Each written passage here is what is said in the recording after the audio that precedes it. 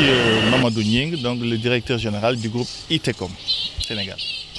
Merci beaucoup, c'est toujours un plaisir pour moi de devoir présenter aux habitants de Thiès notre groupe ITECOM qui est né il y a à peu près 20 ans.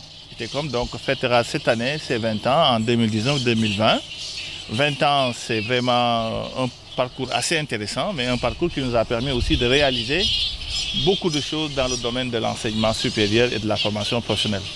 D'abord, ITECOM a été fondé par nous-mêmes qui étions en son temps, il y a 20 ans, des enseignants chevronnés, tous, n'est-ce pas, ayant capitalisé un parcours d'enseignement extrêmement important.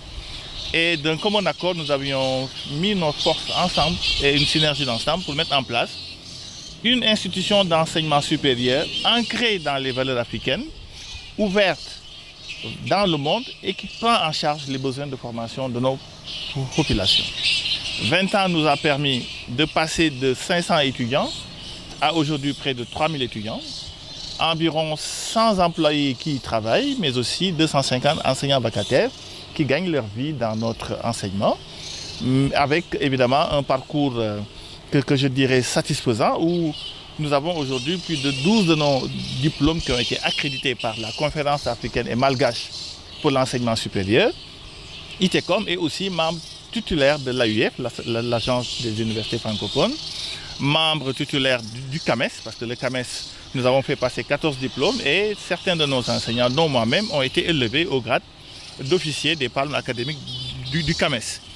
ITECOM, par ma personne aussi, siège à l'autorité nationale d'assurance qualité du Sénégal qui organise l'ensemble des accréditations du Sénégal. Tout cela fait que nous sommes relativement fiers du groupe ITECOM, mais tout ceci est dans le passé, l'avenir est encore plus important dans nos ambitions pour faire d'ITECOM la première plus grande université africaine qui doit prendre en charge la formation des jeunes Africains et des jeunes Sénégalais.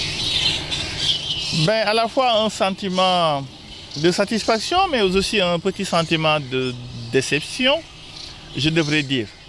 Ce que je peux vous dire, c'est qu'avant l'orientation des étudiants dits de maquis ou du public dans nos écoles en 2013, c'est certainement moi-même et d'autres personnes qui avons travaillé dans le plan stratégique avec le ministre Mary Teuw Niane pour proposer au président Macky Sall un choix extrêmement important d'orienter des jeunes qui n'en avaient pas les moyens, des jeunes qui étaient issus de populations rurales, qui n'avaient pas accès aux universités privées, qui faisaient des performances en son temps. Le président Macky Sall, dans sa générosité et dans sa clairvoyance, avait accompagné le prince Mary Teuw Niane pour orienter de 2013 à maintenant une 50 000 étudiants dans le privé. Je dis bien 50 000 personnes sont passées dans nos fausses collines de 2013 à maintenant. Cela a donné beaucoup de bonnes choses parce que pour l'essentiel, c'était des étudiants issus de la faculté de lettres qui allaient faire la faculté de lettres où 20 000 personnes croupissaient dans les facultés de lettres en son temps pour apprendre lettres modernes, histoire et autres. Le Sénégal étant orienté dans les domaines de la science, de la technologie et des sciences de l'ingénieur, avait opté pour transformer cette population de littéraires en scientifiques ou en tout cas dans des métiers techniques, au moins de l'économie, de la finance et des métiers environnementaux. Et nous avons fait de notre mieux. Et ces jeunes aujourd'hui sont formés et bien formés et insérés dans la hiérarchie des entreprises et occupent aujourd'hui des places convenables. Malheureusement, in fine, nous avons constaté depuis 2 ans que l'État traîne les pieds à payer la facture. La facture qui, à mon avis, est une facture diminuée, une facture où on a fait des rabais importants. Là où le ministre dit que nous avons payé au privé 41 milliards en 5 ans ou 7 ans, moi je dis qu'il devait revoir sa note. Parce que 41 milliards à 7 ans ou 5 ans, c'est quand même rien du tout. C'est à peu près 4 milliards ou 8 milliards par an. Ce qui me paraît même, je devrais même aller vers la comptabilité pour voir si on a atteint ce chiffre. Donc, à mon avis, l'orientation, ce qui biaise l'orientation, c'est uniquement le fait que l'État peine à payer la facture des étudiants. C'est ça le vrai mot et nous invitons l'État à honorer ses engagements et à payer au privé ce que l'État doit au privé. Parce qu'on doit dire quand même que l'étudiant du public coûte 2 fois plus cher à l'État qu'un étudiant dans le privé. Par 41 milliards en 5 ans, c'est ce qu'une seule université privée et publique coûte à nous. L'UCAD compte à peu près 60 000 étudiants. Le privé en entier compte 40 000 étudiants. À 40 000 étudiants, pendant 5 ans, tu leur alloues une année entière 8 milliards que tu n'arrives pas à honorer. À mon avis, c'est manquer de considération au secteur privé et qui pourtant, pendant 30 ans, a fait les belles lettres. Je devais dire qu'en 2013, le privé comptait 35 000 étudiants, le tiers de l'enseignement supérieur, sans que l'État y contribue. Nous avons fait nos écoles en 20 ans, l'État n'a jamais mis de l'argent dans nos écoles.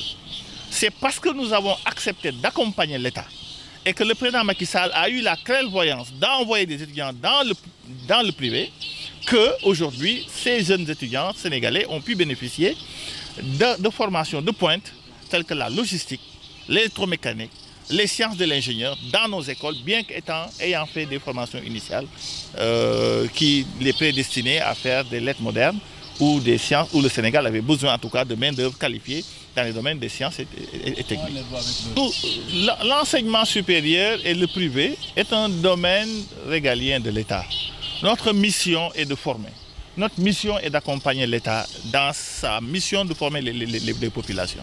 Nous ne sommes pas là pour dire si nous refusons ou nous acceptons. Nous sommes disposés à accompagner l'État là où l'État nous appelle. Donc oui, nous sommes prêts à accueillir les bacheliers l'année prochaine. Mais évidemment à condition que l'État y mette les moyens. Nous n'avons pas demandé à l'État l'impossible. Nous avons dit à l'État, là où l'enseignant, la population paye 1, vous payez la moitié. Parce que nous sommes prêts à vous accompagner. Les étudiants payaient dans nos écoles 800 000 francs, voire 1 million 200 dans certaines écoles. L'État nous paye 400 000. Ça veut dire que nous avons divisé nos prix par 2 ou 3. Donc ce que nous demandons à l'État, c'est simplement de faire un effort budgétaire, de comprendre que nos écoles sont pourvoyeurs d'enseignement, pourvoyeurs d'emploi.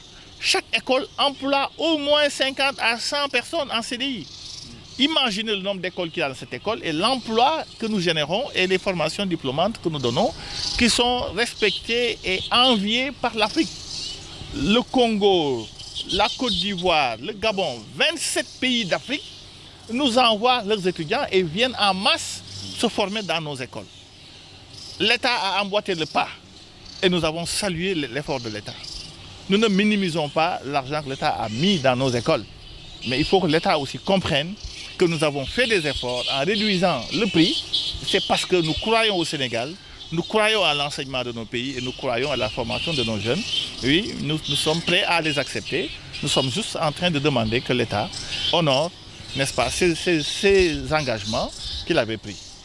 Parce qu'on ne peut pas mettre un budget de 8 milliards dans un budget initial, là où le coût de la formation doit coûter 15 milliards par an. Parce que 50 000 étudiants ou 30 000 étudiants dans le privé, multiplié par 400 000 francs, c'est déjà 12 milliards. Donc, mais tu ne peux pas savoir que tu dois payer 12 milliards et tu mets 8 milliards dans le budget initial. L'État nous avait promis qu'en juin-juillet, l'État mettrait 4 milliards dans le LFR, ce qui n'a pas été fait. Ce qui était prévu dans la loi initiale n'a pas été payé.